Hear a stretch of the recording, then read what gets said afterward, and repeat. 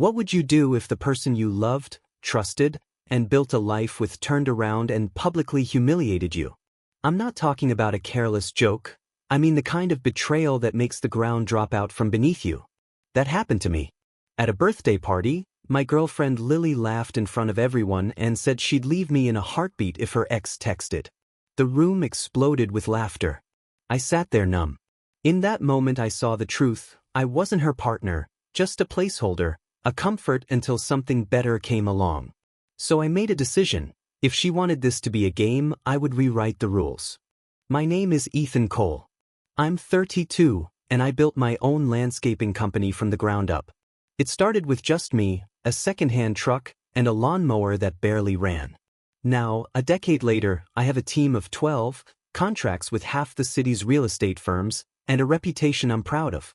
I've always believed in hard work, honesty, and loyalty. Then there was Lily. She was 27 when we met, sharp smile, wild energy, the kind of woman who could walk into any room and make everyone's head turn.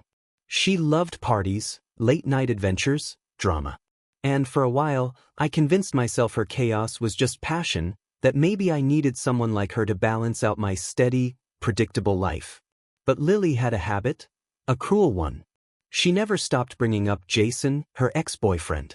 He was everything I wasn't, reckless, a self-proclaimed bad boy, always chasing thrills. And even though she claimed she was over him, his name was on her lips more than I ever wanted to hear. She would compare us like it was a game. Jason would have done this differently, she'd laugh, or Jason never cared about being boring. I tried to shrug it off. At first, I told myself it was just her way of teasing, that she'd grow out of it. I loved her, and I believed if I was patient enough, if I just kept proving myself, she would see me for who I really was. But the truth was, every time she said his name, it was like a blade twisting a little deeper. Worse, she didn't keep those comparisons private. Lily had this way of joking about me in front of our friends, little comments that cut deeper than she realized, or maybe exactly as deep as she intended. If I looked uncomfortable, she'd roll her eyes and call me sensitive, insisting I couldn't take a joke. It put me in a strange place. I was the man who built his life on discipline and control, but here I was, tethered to a woman who seemed to thrive on pushing me to the edge. I told myself I could handle it, that patience was a virtue. But deep down, every smirk, every comparison to Jason, every joke at my expense, was stacking up like kindling. All it needed was one spark. And as it turned out, that spark came sooner than I ever expected. It all came to a head one Friday night. Lily's best friend, Jenna, was throwing a birthday party at a downtown bar, and of course, Lily insisted we go. I'm not much of a nightlife guy anymore, but for her, I went along. The music was loud, the drinks flowed like water, and Lily was in her element, laughing, dancing, tossing back shots while I kept my hand wrapped around a glass of soda. By midnight, she was drunk enough to start showing off. That's when it happened. We were gathered around a high table, surrounded by half a dozen of her friends. Lily, hair messy, cheeks flushed, lifted her glass and slurred the words that burned themselves into my memory forever.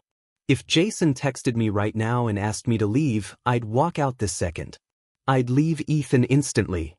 The table exploded with laughter. People clapped, whistled, some even cheered. To them, it was just Lily being her wild, outrageous self. To me, it was a knife straight through the chest. I didn't flinch. I didn't argue. I didn't storm out. Instead, I took a slow sip of my soda, looked her dead in the eye, and said quietly, almost too calm, "Be careful what you wish for." That shut the table down for a split second before the noise picked back up. Lily laughed like she hadn't just shattered the last piece of my patience. She thought I'd let it slide again. But in that moment, something inside me snapped. Not in anger, in clarity. I knew exactly what needed to happen. Later that night, when I tried to have a real conversation, Lily flipped the script on me. She cried, accused me of being controlling, of not trusting her, of making a huge deal out of a harmless joke. She curled into the role of the victim so easily it made me sick. To her, betrayal was theater, drama, a way to pull people's strings. But I wasn't going to play her game anymore. I went home with her, but I barely spoke a word. In my mind, a plan was already taking shape. Breaking up with her quietly would be too easy for her. She'd spin the story, paint herself as the poor girl who'd been dumped by the boring, jealous boyfriend. No, I wanted the truth out in the open. I wanted everyone who laughed at that table to see who she really was, not the performance she put on when the spotlight hit her. I didn't want revenge out of spite. I wanted justice. I wanted to reclaim my dignity. And I knew if Lily thought betrayal was just another game, then I was about to beat her at it, using her own moves, her own recklessness, as the trap she'd never see coming. That night, as she passed out in bed, still reeking of tequila and fake tears, I sat in the living room, staring at the dark screen of my phone. My pulse was steady. My thoughts were sharp. This wasn't rage, it was resolve.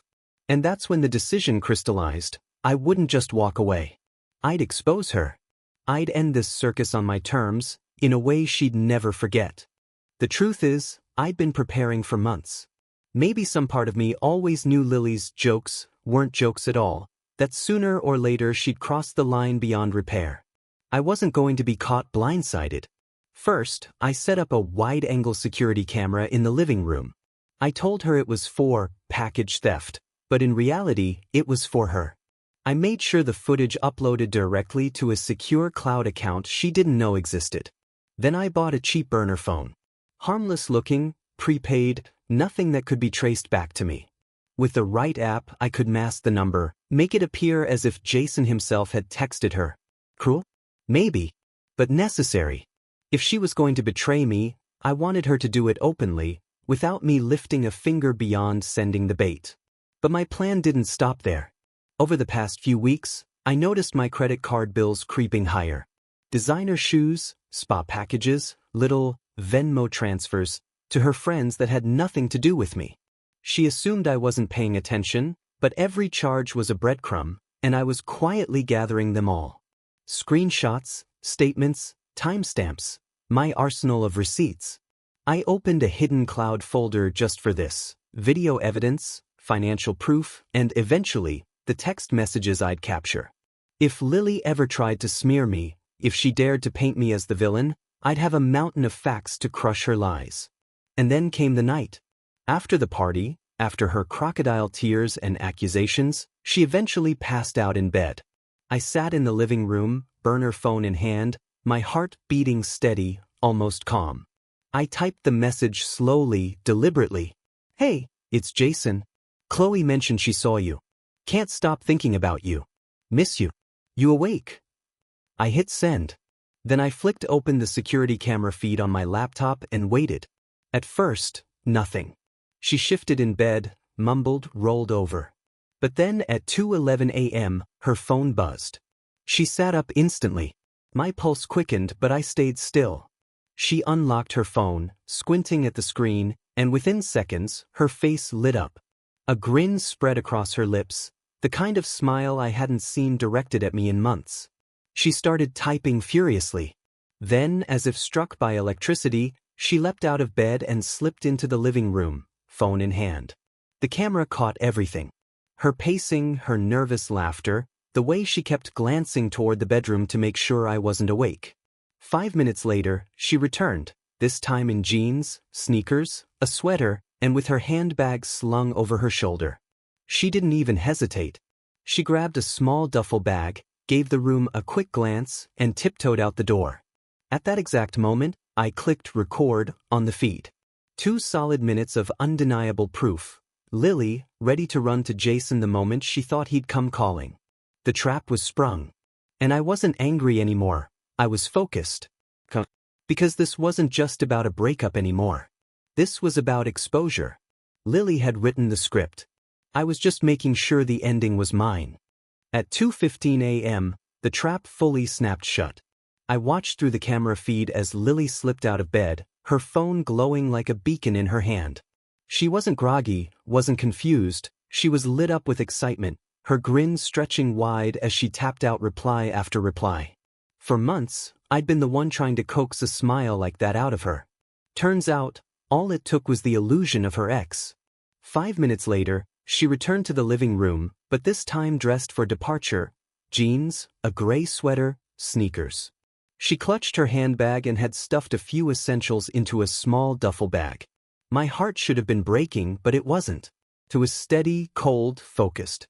She tiptoed toward the door, glanced back once as if to check whether I was still at my laptop, then slipped out into the night. The door clicked shut behind her. That was my cue. I saved the video feed instantly, backed it up to my hidden drive, then to a secure folder. After that, I went down my list. Locks changed with my digital smart lock app, Wi-Fi password reset, streaming accounts wiped of her profile. Within 10 minutes, Lily was no longer a part of my household in any way that mattered. But I wasn't finished. I typed out one last message from Jason, sending her straight into the open. Meet me at Sunrise Cafe. 7 a.m. Don't be late. She took the bait, of course. By 7:30 a.m., my phone buzzed with a real message. This one from Jason himself. Ethan, what's going on? Why is Lily sitting here at the cafe waiting for me? I haven't spoken to her in forever. Perfect. Another nail in the coffin, this one hammered in by the man himself. I replied politely, just enough to keep the record clean. And then I archived the entire thread. By noon, I launched phase 2. All the evidence, the video of her sneaking out, the burner texts, the financial records showing she'd siphoned money, even Jason's confused message, went into a private website. Protected by password, neat and orderly like a legal dossier. No theatrics, no ranting. Just the truth, time-stamped and undeniable.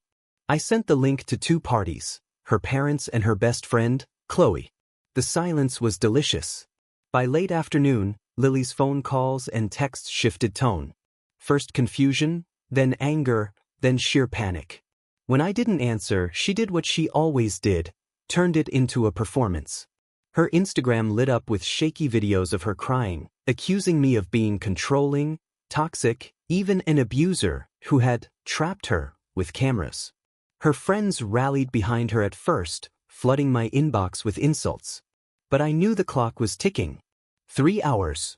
That's how long it took for her empire of lies to collapse. At 3:48 p.m., Jason posted publicly on Facebook. For the record, I haven't spoken to Lily in over a year. I'm happily in a relationship. Please don't drag me into this mess. Game over.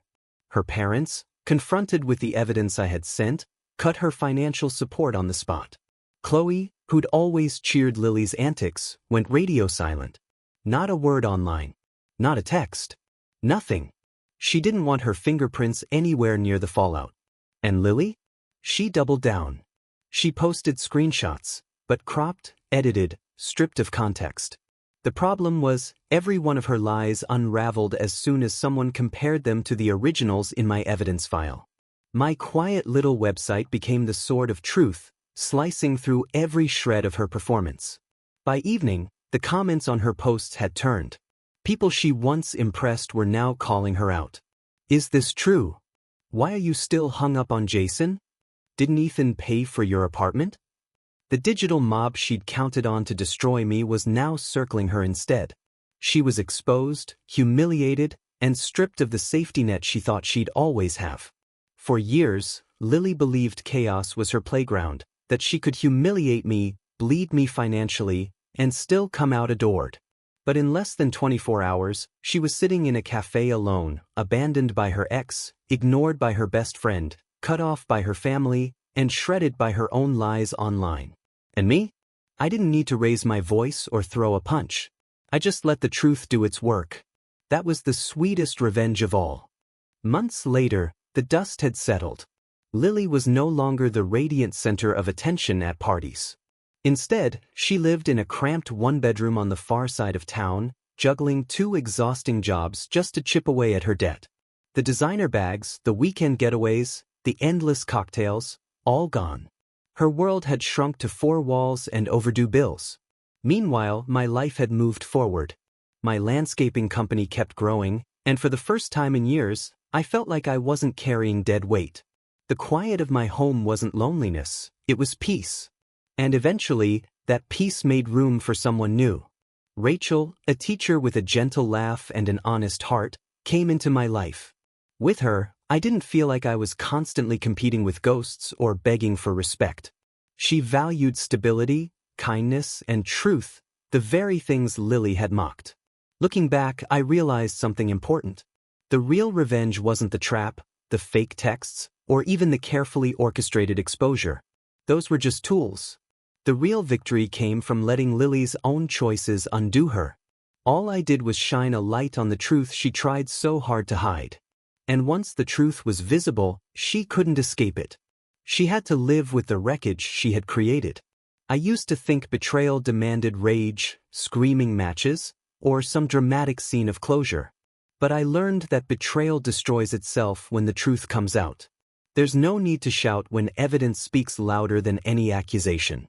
So here's what I hold on to. The greatest revenge isn't anger, it's clarity. Clarity gives you freedom. Clarity protects your dignity.